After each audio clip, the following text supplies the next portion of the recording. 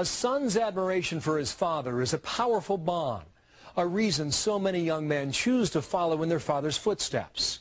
But Mosab Hassan would have that admiration sorely tested. The moment came in prison where Hassan says he started to see his father's organization, HAMAS, in a much different light and envisioned for himself a much different path. Jonathan Hunt's investigation continues. I loved Hamas because I loved my father. Your father is everything for you as a child. He's not only a leader or like he's your world. And you think that he's the best, he's the strongest, he's your king, he's your God, basically. So I loved him and I loved the ideas that, and his beliefs. That reverence for his father, Sheikh Hassan Yousef, one of the founders of Hamas, led Mosab Hassan toward the West Bank's more radical groups. For my father's position, I became the president of the Islamic student movement. You weren't just anybody in the Islamic youth movement in the West Bank. You were yourself a leader of the Islamic youth movement. Yeah, of course. Of course. And the heir apparent to your father. Yeah.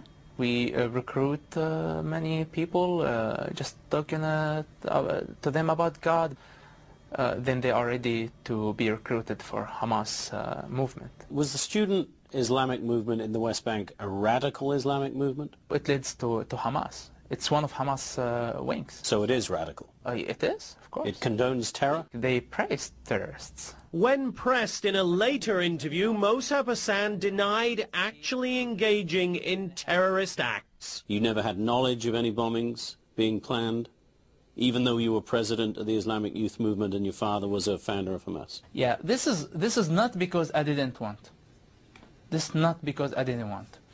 The Hamas military wing, they didn't want me to get involved in this type of resistance because of security reasons. So you supported it? You supported suicide attacks? Definitely, definitely. I told you, I used to celebrate. When there is an attack in Israel, I used to celebrate. And in praising suicide bombers, as president of the Islamic youth movement, do you believe you inspired other young men to become suicide bombers? Maybe. In indirect way. I don't know. Maybe. Do you believe that in any way at all you personally have blood on your hands? Indirect way, definitely not. But maybe like indirect ways, probably.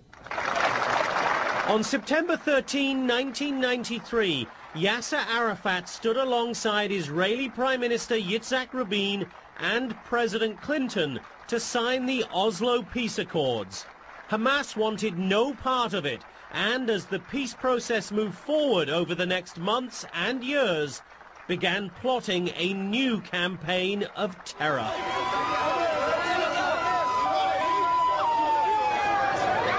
In early 1996, after 3 years of relative calm, Israel was rocked by a series of deadly suicide bombings. February 25th, Jerusalem's central bus station, 27 dead.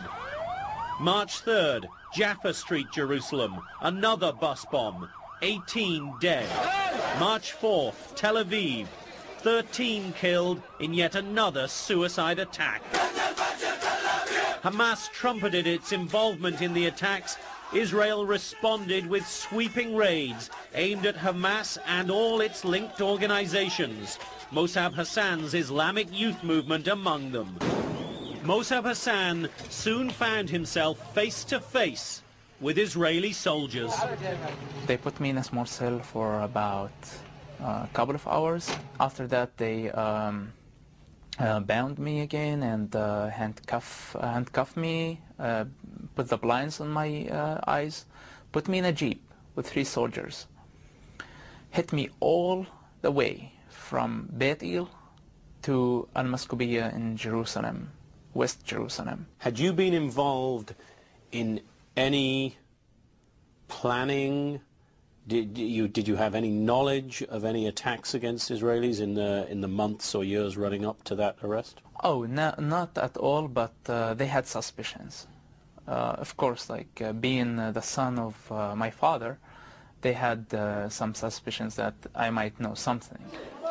This is Megiddo prison in northern Israel. It became Mosab Hassan's home for 18 months, beginning in the summer of 1996. Now, Islamic radicals typically only become more extreme, more hardened in their views after a stint in a place like this. But that is not what happened to Mosab Hassan. One would think you go into prison and become far, far more radical in the face of all of that, far more committed to not just Islam, but to the cause of Hamas. But that's not what happened. Yeah, definitely this is not what happened. I saw in Hamas, I saw in Islam as a solution for humanity, for my people. So Hamas and Islam were the solution to the problems of the Palestinians, in your eyes? In my eyes, definitely. This is how I saw it. I believed in it. So what on earth happened in prison? The answer when we come back.